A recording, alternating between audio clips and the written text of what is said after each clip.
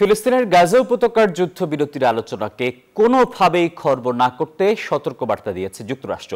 চুক্তিটি সইয়ের খুব কাছাকাছি পর্যায়ে রয়েছে বলে জানিয়েছেন মার্কিন প্রেসিডেন্ট জো বাইডেন। এর মধ্যে শুক্রবার দক্ষিণ ও মধ্য গাজা থেকে লোকদের সরে যাওয়ার নির্দেশ দিয়েছে ইসরায়েল। গাজায় পোলিওর প্রথম রোগী শনাক্ত করেছে কর্তৃপক্ষ।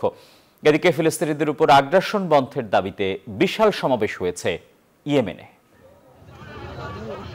ফিলিস্তিনের অবরুদ্ধ গাজা উপত্যকায় ইসরায়েলি বাহিনীর আগ্রাসনে প্রাণহানি 40,000 ছাড়িয়ে গেছে। এখনও অব্যাহত রয়েছে দখলদারদের হামলা।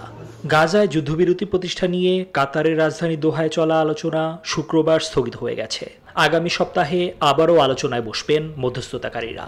এরই মধ্যে এই আলোচনাকে খর্ব না করার জন্য সকল পক্ষের প্রতি শুক্রবার আহ্বান জানালেন মার্কিন প্রেসিডেন্ট জো বাইডেন। শুক্রবার ইসরায়েলি সেনাবাহিনী দক্ষিণ ও মধ্য গাজা এলাকার লোকজনকে সরে যাওয়ার নির্দেশ দিয়েছে। স্থানগুলো মানবিক নিরাপদ অঞ্চল হিসেবে পূর্বে মনোনীত হয়েছিল। আইডিএফ এর দাবি, ইসরায়েলে মর্টার ও রকেট ছোড়ার জন্য এলাকাগুলো ব্যবহার করেছে হামাস।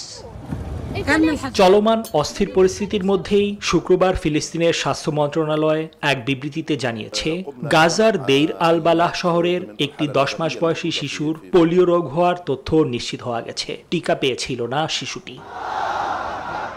এদিকে শুক্রবার ইয়েমেনের রাজধানী সানায় ফিলিস্তিনিদের উপর আগ্রাসন বন্ধের দাবিতে অনুষ্ঠিত হয়েছে বিশাল সমাবেশ, যেখানে ফিলিস্তিন ও ইয়েমেনের পতাকা হাতে অংশ নেন হাজার হাজার মানুষ।